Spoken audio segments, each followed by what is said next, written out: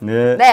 문재인 대통령이 지금 이산가족 상봉시키자는 내용으로 독일 베를린에 가서 선언을 했었어요. 그래서 베를린 선언이라는 이야기까지 했는데요. 우리가 한반도 문제의 주도권을 쥐겠다는 구상까지 미국에서 밝혔었다고 하고요. 그랬는데 김정은은 28일 금요일 밤에 정말 미국까지 날아가는 대륙간 탄도미사일, 그게 ICBM이라고 하더라고요. 예. 그걸 쐈는데요.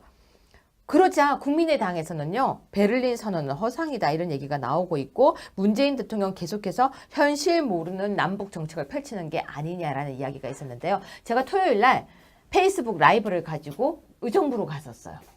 의정부로 가신 거예요? 의정부가 그래도 북의 근처라고 생각하고 의정부로 올라가서 아. 라이브 쇼를 시작했습니다. 시청자 여러분 안녕하세요. 자, 탄도미사일을 쐈는데요. 어떻게 생각하십니까? 했는데요. 국민들이 거의 다 쏜 걸 모르고 있어요. 대통령이 뭐 이런 이 위중한 상황 속에서도 네. 휴가 챙기고 있으니 뭐 국민들이 당연히 그리고 두 번째는 사드에 대해서는 대부분이 사드는 배치해야 된다고 생각했었고요. 제가 그냥 그렇죠. 무작위로 이렇게 했는데요. 저 진짜 심한 모욕도 많이 당하거든요. 가서 라이브. 어떤 분들은 제가 라이브를 이렇게 하면은 조작된 거라는 얘기도 해요. 예를 들어 사전에 교류가 있다. 절대 아니에요. 사전 교류를 할 수도 없고요. 그럼요. 예. 하다가 쫓겨나고 하다가 망신당하고 쥐어 박힐 것 같은 위기감도 느껴지는데 맞습니다. 사실 한 대 쥐어 박혀도 괜찮다라는 생각으로 가고 있는 거예요. 그런데 한 15명 정도를 이렇게 붙들고 여쭤봤는데요. 미사일을 잘 모르는 분들이 많이 계셨고요. 쏜 걸. 네. 그리고 불안하다는 분들이 대부분 많으셨고요. 안보는 중요하다라고 얘기를 하고 계셨어요.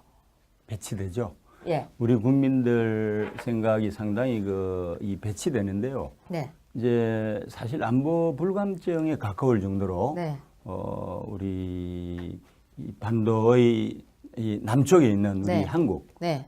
국민들이 의외로 중환자 같아요. 그쵸. 정작 우리 네. 바깥에 있는 네. 미국이나 네. 일본이나 EU에 있는 서방 선진 국가들은 네. 정말이라도 이 전쟁이 일어날 것 같은 데 대한 그런 일촉즉발의 위기를 느끼는데 그쵸. 우리 한국인들은 너무나 평화롭다는 거죠. 이런 것도 있을 겁니다. 네. 문재인 정부 들어서고 나서 벌써 미사일 발사 몇 번 했는지 아세요? 7번 했습니다. 그렇게 많이 했나요? 예, 7번 했고 예. 또 사실은 예. 이런 것도 있을 거예요. 지금 최근에 이제 북한이 성공한 대륙간 탄도 미사일 있죠. 네. 네. 이거는 우리 한국을 타겟으로 한 게 아니고 네. 미국을 타겟으로 한 것이기 때문에 네. 우리하고 상관이 없다라고 생각을 하잖아요. 그게 그런데 상관이 없는 건 아니지 근데 참 않아요? 답답한 게요. 네. 지금 이제 하성 14형 같은 경우가 이제 장거리 미사일로 이제 미국을 이 타격권 안에 두는데 네. 실제로 이제 무수단류의 그 중거리 미사일, 스커드류의 네. 단거리 미사일이 있는데 사실 스커드류의 단거리 미사일이 500km 정도거든요. 500km. 그래서 500km면 우리 남한 전역이 사정권에 들어가잖아요. 그렇죠. 부산까지 다 되고 제주까지도 그럼요. 커버 다 되는 그래서 거죠. 이미 네. 이 스커드 미사일을 오래전에 개발했을 때 네. 만일에 또 그 당시는 아니지만은 어쨌건 핵 보유국이었다고 한다면은 핵탄두를 장착해서 우리 남한 전역을 초토화시키는 것은 오래전에 네. 이루어진 일이기 때문에 사실 대륙간 탄도 미사일 이를 성공적으로 발사를 했다. 네. 이것은 북한과 미국의 문제다라고 생각하는 국민들이 상당히 어리석은 게 네. 그 사정거리 뭐 6,000에서 12,000km 안에는 네. 500km짜리 스커드도 포함이 되어 있다는 사실을 아셔야 되는데 네. 한국 국민들이 너무나 평화로워요. 너무 평화로운 정도가 아니라 어떤 분이 이런 말씀하셨어요. 뭐 항상 하는 건데요. 그렇습니다. 인터뷰에 그렇게 나왔어요. 항상 있는 맞습니다. 일이라서요. 그냥 뭐 이렇게 얘기를 하시는 거예요. 옛날에 한국 전쟁 당시에요. 이 북이 남침을 안 할 거라는 생각을 했잖아요. 네. 임진왜란 당시에도 그랬고요. 네. 정유호란 때도 그랬고 그래서 정유호란 그다음에 아니고 이 임진왜란 네. 그다음에 정유호란 그다음에 병자호란 네. 그다음에 이제 뭐 한국 전쟁 네. 뭐 등등 다 아닐 거라고 했는데 결국 전쟁이 발생했고 네. 결과는 참화 그 자체였잖아요. 네. 항상 우리는 분단 상황을 겪고 있는 국민의 입장에서는 예방을 해야 되고요. 항상 준비를 해야 됩니다. 너무 무감각해진 것 같아서 네. 참 안타깝습니다. 네, 그래서 지금 이제 문재인 대통령은 휴가를 떠났어요. 군 통수권자신데 이런 위태로운 상황 속에서 휴가를 가버리시면은 만일에 제2의 한국 전쟁이 벌어지시면은 어떻게 하실 작정이신가? 그거 제가 인터뷰 한번 나가볼까요? 아니, 그리고, 아무튼, 자, 문재인 대통령은 북한의 대륙간 탄도미사일 발사 직후인 29일 오전 2시, 사드 네. 발사대 임시 배치로 입장을 선회했어요. 네. 근데, 자, 저는 이 부분에 대해서 그동안은요, 사드는 부지 일반 환경 영향 평가 이후 배치를 결정해야 된다라고 입장을 갖고 있는데, 갑자기 사드 배치를 임시 배치를 하겠다라고 했어요. 환경 평가 때문에 배치하기로 한 걸 멈춰라라고 했는데요. 사드를 배치하겠다고 했는데, 대통령이 이렇게 강한 자리인가요? 아니, 보통 우리가 소통 이야기를 하고, 마음대로 하면 안 된다라고 하고, 뭐 이렇게 본인이 그 권력을 남용하면 안 된다라고 했는데, 이 이야기가 너무 약간 배치되는 이야기 같아서 제가 여쭤보는 거예요. 사실 한국 대통령은 네. 약해 보이잖아요. 네. 그런데 한국 대통령처럼 권력을 확장하려 치면은 네. 제왕적 대통령도 없어요. 네. 그래서 옛날에 닉슨을 제왕적 대통령이라고 해서 사실 임페리얼 프레지던트라고 했는데 네. 프레지던트는 대통령 공화국에서 나오는 개념이고 네. 제왕적인 것은 엠파이어, 제국에서 나오는 거기 때문에 네. 이 두 단어가 상호 배치되잖아요. 모순어법이거든요. 네. 그럼에도 불구하고 제왕적 대통령이라는 표현을 썼잖아요. 거기 비해서 한국의 대통령은 미국의 대통령에 비해서 권력을 확장을 하려 치면은 정말 제왕적 대통령에 가까울 정도로 무소불위의 막강한 권력을 행사하는 자리가 한국의 대통령입니다. 네. 그렇다고 해서 위임받은 권력에 교만해서도 절대 안 되고요. 네. 그래서 지금 대통령께서 너무 멀리 크게 보는 시각이 없다는 게 참 안타깝습니다. 왜냐하면은 사드 배치 문제 자체가 사실 공격용 무기가 아니고 방어용이잖아요. 그래서 북한은 핵 보유국으로 한 걸음 한 걸음 다가서고 있는데 사실 우리 스스로를 책임질 수 있는 유사시에 북한이 스커드 미사일에 핵을 탑재해서 이 남한의 특정 도시를 초토화시키려는 음모를 가졌을 때 우리가 그거를 중간에 요격해야 될 거 아닙니까?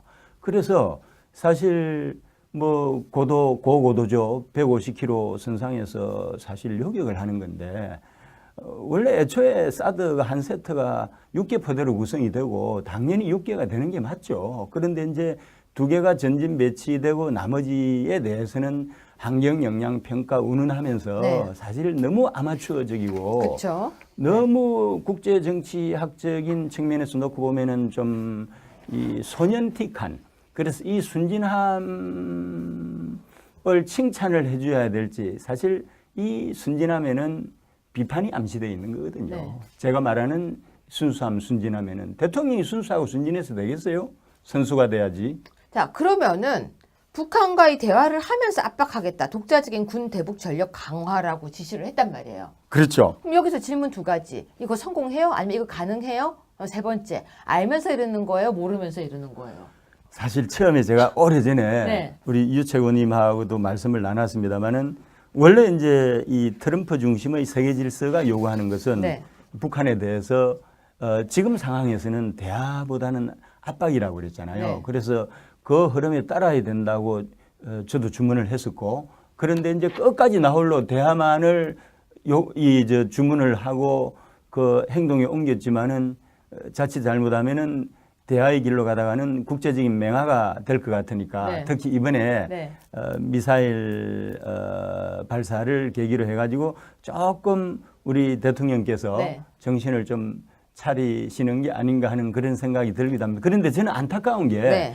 왜 우리 대한민국이 강우병 사태에 이어서 사드 배치와 같은 ABC와 같은 국가 안보와 관련된 이 중요한 문제를 가지고 우리가 3년 동안 국론이 분열된 상태로 네. 내전을 겪어야 되느냐고요. 저는 여기에 어리석음이 있다고 생각합니다. 어떤 어디서군요? 지도자만 어리석다고 그러잖아요. 네. 국민도 어리석다고 생각을 해요. 현명한 국민이라면 언론이 온갖 행포로 국민들을 오도를 하더라도 언론을 선도할 수 있는 현명함이 있어야지. 전 그거 되게 힘들다고 그래서 언론을 통해서 대통령을 질책을 해야 되는데 지금은 대통령이건 언론이건 국민이건 그냥 그래서 강우병에 이어서 사드 이 배치 가지고 제가 사드 배치 문제 딱 나면 저 같은 경우는 1초도 안 걸려요. 답이. 당연 배치. 그런데요, 위원장님이 지금 말씀하시는 언론에 나오면 그게 진실이라고 믿는다니까요. 그래서 저는 우린 지금 뉴스 어디서 봤어? 뉴스 어느 뉴스 일간지 이렇게 유명한 거 얘기하잖아요. 우리나라 국민들이 세계 초인류 현명한 국민이라고 그러잖아요. 이 이류 언론에 오도당하는 국민이 인류 국민입니까? 정신 차려야지. 저는 언론을 지도할 수 있어야 돼요. 근데 위원장님 이번에 미국을 이야기를 해드릴까요? 예. 뉴욕타임스가 가장 무서워하는 게 국민들입니다. 근데- 왜냐하면 뉴욕타임스가 정확한 방향 제시를 안 하잖아요. 네. 그러면은 국민들이 절독을 해버려요. 아니 그런데 그게 안 그래서 통한다니까요. 망하게 합니다. 표창은 의원은 지금 여기에서 서울중앙지법 부장판사가 과거에 도둑에게는 징역 3년 6개월 실형을 선고했다라고 얘기를 했어요. 표창은 의원님. 예, 그랬던 사람이 왜 조 전 장관에게는 솜방망이 처벌했냐라고 그 논리로 글을 썼었단 말이에요. 근데 이 판사는 그런 판결을 한 적이 없다니까요. 그렇잖아요. 한 적이 없잖아요. 한 적이 없는데 내가 기사에 봐서 이렇게 글을 썼다라고 하면서 기사에 봐서 썼다 그렇게 해가지고 그냥 유야무야 돼버렸어요. 그러면 이 판사의 인권과 그 판사가 당했던 그 순간적 사람들에게 받은 그 비난은 그렇죠. 어떻게 정리가 되냐고요. 카드라 통신이 지배하는 대한민국은 네. 후진적인 구조입니다. 제가 우리나라가 볼 지금 때는 제목하는 게 뭔지 아세요? 카드라 통신을 또 있어요. 네. 음식 범죄. 네네. 그거 음식 범죄예요. 음식을 가지고 장난치면 안 돼요. 예를 들어서 뭐 샐러드 과일을 깎아서 먹고 난 이제 그 과일에다가 마요네즈를 비벼가지고 뭐 샐러드로 만들고 그런 얘기 많잖아요. 네. 먹다 남은 밥으로 비빔밥을 하고 볶음밥을 하고 먹다 남은 김치로 그런 설 많았잖아요. 네. 강력하게 처벌하면 그거 못해요. 그래서 기사 실명제를 도입을 해서 카드라 통신이 입각해서 기사가 나중에 허위 판명이 되면은 감옥으로 쳐넣어야 왜요? 해요. 우리는요 제보자를 보호한다잖아요. 아니 기자들을 근데 기자들이 기자들이 프리스크리닝 하는 그런 의무가 있잖아요. 제일 나쁜 게 뭔지 아세요? 관계자에 따르면. 측근에 따르면. 피해 나가려고. 그러니까 아니 관계자가 누군지 어떻게 알고요? 측근이 누군지. 그렇게 되면 우리도 기사 만들 수 있겠네요. 대한민국 언론이 제가 볼 때는 그렇기 때문에 삼류입니다. 지금 말씀하시는 솔직히 제가 말하고 싶지 않은데 제가 뉴욕타임스나 워싱턴 포스트나 로스앤젤레스 타임스나 시카고 트리뷴, 헤럴드 트리뷴을 놓고 대한민국 언론을 놓고 보면은 명백하게 삼류입니다. 지금요 모 기자가 제 이름도 밝히고 싶은데요. 독일에 맨날 전화 걸어가지고 맨날 묻는데 유여에 거기서 공부했어요 이렇게요. 아니 그걸 왜 물어요? 그럼 지도교수 찾아가면 되죠. 그렇죠. 아니 저희 지도교수 찾아가가지고 만나가지고 인터뷰 한번 따면 끝나잖아요. 기자들이 현장을 움직이는 법이 없는 거 아시죠? 그러니까 책상에 앉아서 안녕하세요. 제가 혹시 그분 거기서 공부하셨어요. 그거 하니까 이 모양이 되는 거예요. 인터넷에 찾아보면 돼요. 제 학교 거 찾고 거기 있는 지도 교수만 찾아가지고 직접 가서 인터뷰만 하면 끝날 문제를 왜 자꾸 카드라를 하냐고요. 이것도 마찬가지예요. 그런데요. 지금 질문 하나 더 있어요. 8월 위기설. 북한이 6차 핵실험을 성공하기 전에 미국이 북한을 공격하면 3차 대전이 일어날 것이라고 하는 설설. 이거는 카드라가 아니고 설인데요. 가능성 있어요? 8월이요. 예. 8월 북침설이요. 네. 사실은 쉽지 않을 겁니다. 근데 이제 북한이 6차 핵실험을 성공하기 전에 미국이 공격한다는 얘기죠. 이제 미국이. 북한이 자꾸 이렇게 하면. 이제 뭐 사실은 이미 대륙간 탄도 미사일 거의 뭐 지금 뭐 나오는 이야기가 10,000km 전후까지 나오는데 네. 미국의 중서부 지역은 이미 타격권에 들어가 있잖아요. 네. 그래서 6차 핵실험 하는 것이 큰 의미가 없습니다. 네. 이미 북한은 그 핵탄두를 네. 소형화, 경량화, 고도화하는 데 성공을 했기 때문에 네. 뭐 핵실험 한 번 더 한다고 해서 그것이 큰 의미는 없고요. 네. 단지 그 핵을 미국의 이 본토를 핵을 통해서 이 타격권에 두느냐 그게 이제 문제인데 네. 이미 뭐 이번에 ICBM 발사하면서 네. 사실 미국의 이 서부하고 중부를 타격권에 뒀다고 그러잖아요. 그럼 뭐 북핵 6차 실험하는 건 가지고 미국이 선제 타격을 하기에는 좀 서술이죠 뭐.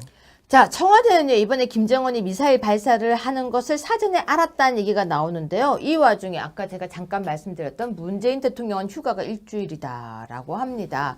근데 대통령이 휴가를 일주일씩 보통 이렇게 갔었나요? 아유, 뭐 일주일을 설사 가더라도 지금 미사일을 네. 대륙간 탄도 미사일을 미 본토를 사정권으로 해서 네. 발사하는 이런 위중한 시기에 네. 사실 휴가를 가더라도 얼른 이 짐 사가지고 돌아오셔야죠. 그게 맞는 거고요. 아까 제가 빠뜨렸는데 네.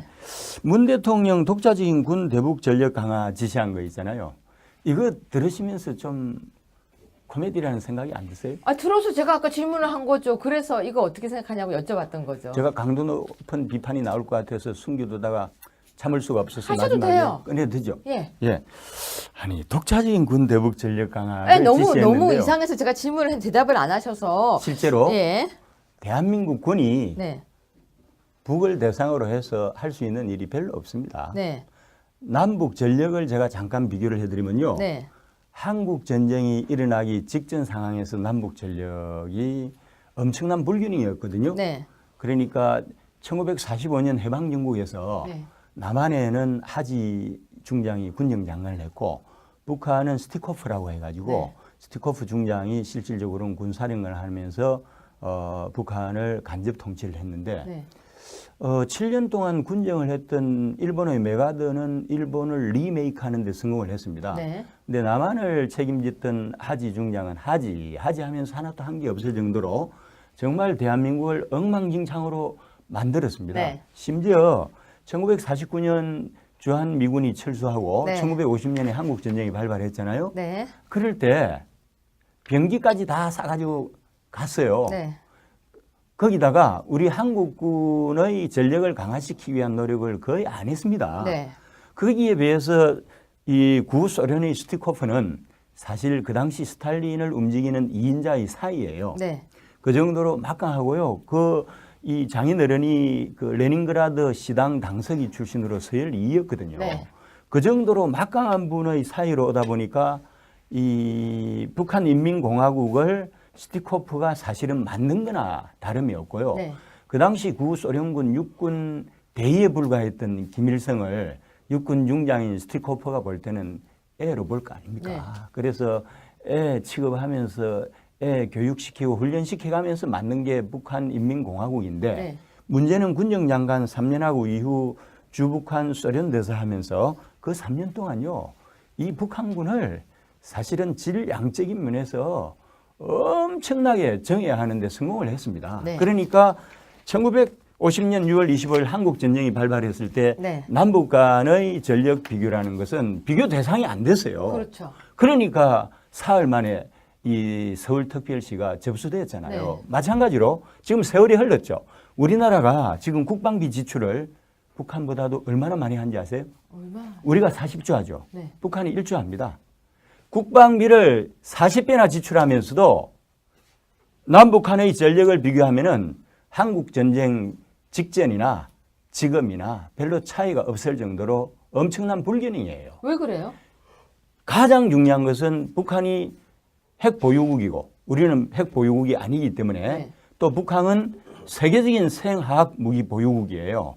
우리는 또 거기에 경쟁력이 없는 거고 그래서 생화학 무기라든지 핵을 보유하고 있는 북한의 전력하고 우리 한국의 재래식 전력이 붙었을 때는 이거는 게임이 안 됩니다. 2차 대전이 종전된 이유를 아시죠? 네. 나가사키 히로시마의 원자폭탄 터뜨리니까 그렇죠, 그 종전이었죠. 맹위를 떨치던 일본군과 히로히토 천황이 무조건 항복을 했지 않습니까? 그 정도로 원자폭탄은 가공할 만한 파괴력을 지니기 때문에 이미 남북의 군사력 균형은 북한이 맹실상부한 핵 보유국이 되는 순간 이미 끝난 겁니다. 자, 그러면 그런데 독자적인 무슨 뭐 독자적인 군 대북 전력을 대북 전력 강화합니까? 강화. 아니 지금 국방 예산을 40배로 쓰면서도 재래 전력에서도 게임이 안 되면서 재래 전력도요. 한마디로 요약해 주세요. 재래 전력도 네. 2배 차입니다. 그러니까 한마디로. 자, 그러니까 독자적인 국방 예산을 군- 40배 쓰면서 핵무기하고 생화학 무기를 빼고 네. 재래 전력만 비교해도 2대 1이라고 합니다. 네. 이런 한심한 국방부와 하고 대한민국 싶은 얘기 군의 하세요. 하세요. 대통령이 독자적인 군 대북 전력을 강화해라 한다고 해서 답이 금방 나오겠습니까? 자, 그러면 답이 금방 나오겠습니까?로 마무리하고 대통령 휴가 너무 길어요? 안 길어요?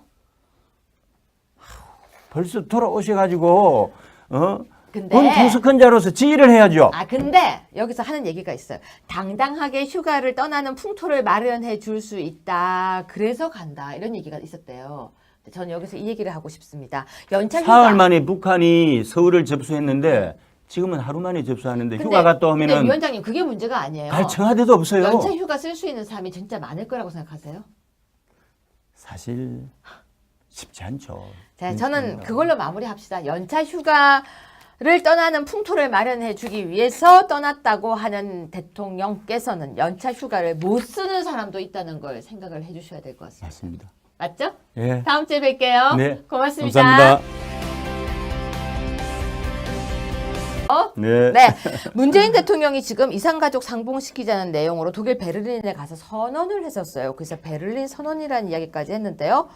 우리가 한반도 문제의 주도권을 지겠다는 구상까지 미국에서 밝혔었다고 하고요. 그랬는데 김정은은 28일 금요일 밤에 정말 미국까지 날아가는 대륙간 탄도미사일, 그게 ICBM이라고 하더라고요. 예, 예. 그걸 쐈는데요. 그러자 국민의당에서는요, 베를린 선언은 허상이다 이런 얘기가 나오고 있고, 문재인 대통령 계속해서 현실 모르는 남북 정책을 펼치는 게 아니냐라는 이야기가 있었는데요. 제가 토요일 날 페이스북 라이브를 가지고 의정부로 갔었어요. 의정부로 가신 거예요? 의정부가 그래도 북의 근처라고 생각하고 아. 의정부로 올라가서 라이브 쇼를 시작했습니다. 시청자 여러분 안녕하세요. 자, 탄도미사일을 쐈는데요. 어떻게 생각하십니까? 했는데요. 국민들이 거의 다 쏜 걸 모르고 있어요. 대통령이 뭐 이런 이 위중한 상황 속에서도 네. 휴가 챙기고 있으니 뭐 국민들이 당연히 그리고 두 번째는 사드에 대해서는 대부분이 사드는 배치해야 된다고 생각을 했었고요. 제가 그냥 그렇죠. 무작위로 이렇게 했는데요. 저 진짜 심한 모욕도 많이 당하거든요. 가서 라이브. 어떤 분들은 제가 라이브를 이렇게 하면은 조작된 거라는 얘기도 해요. 예를 들어 사전에 교류가 있다. 절대 아니에요. 사전 교류를 할 2시 사드 네. 발사대 임시 배치로 입장을 선회했어요. 네. 근데 자, 저는 이 부분에 대해서 그동안은요, 사드는 부지 일반 환경 영향 평가 이후 배치를 결정해야 된다라고 입장을 갖고 있는데 갑자기 사드 배치를 임시 배치를 하겠다라고 했어요. 환경 평가 때문에 배치하기로 한 걸 멈춰라라고 했는데요. 사드를 배치하겠다고 했는데 대통령이 이렇게 강한 자리인가요? 아니 보통 우리가 소통 이야기를 하고 마음대로 하면 안 된다라고 하고 뭐 이렇게 본인이 그 권력을 남용하면 안 된다라고 했는데 이 이야기가 너무 약간 배치되는 이야기 같아서 제가 여쭤보는 거예요. 사실 한국 대통령은 네. 약해 보이잖아요. 네. 그런데 한국 대통령처럼 권력을 확장하려 치면은 네. 제왕적 대통령도 없어요. 네. 그래서 옛날에 닉슨을 제왕적 대통령이라고 해서 사실 임페리얼 프레지던트라고 했는데 네. 프레지던트는 대통령 공화국에서 나오는 개념이고 네. 제왕적인 것은 엠파이어, 제국에서 나오는 거기 때문에 네. 이 두 단어가 상호 배치되잖아요. 모순어법이거든요. 네. 그럼에도 불구하고 제왕적 대통령이라는 표현을 썼잖아요. 거기 비해서 한국의 대통령은 미국의 대통령에 비해서 권력을 확장을 하려 치면은 정말 제왕적 대통령에 가까울 미국을 타겟으로 한 것이기 때문에 네. 우리하고 상관이 없다라고 생각을 하잖아요. 그게 그런데 상관이 없는 건 근데 아니잖아요. 참 답답한 게요. 네.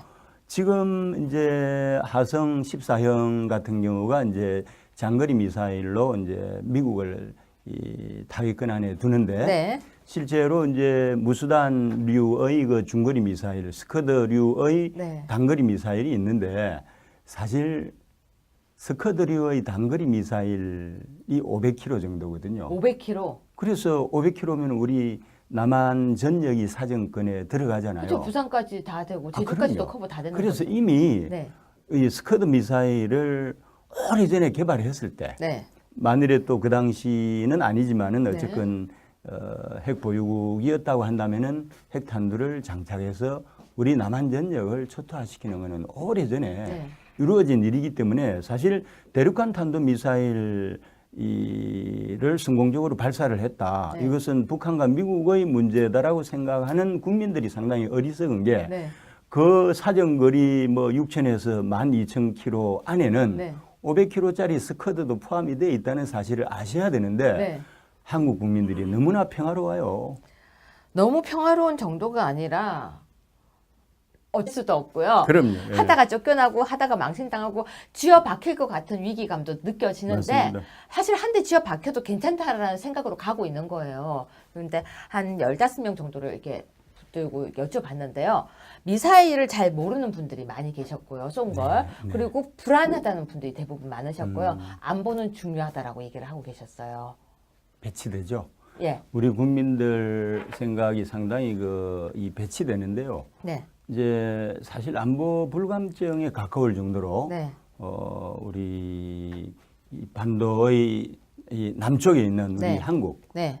국민들이 의외로 중환자 같아요. 그쵸. 정작 우리 네. 바깥에 있는 네. 미국이나 네. 일본이나 EU에 있는 서방 선진 국가들은 네. 정말이라도 이 전쟁이 일어날 것 같은 데 대한 그런 일촉즉발의 위기를 느끼는데 그쵸. 우리 한국인들은 너무나 평화롭다는 거죠. 이런 것도 있을 겁니다. 네. 문재인 정부 들어서고 나서 벌써 미사일 발사 몇 번 했는지 아세요?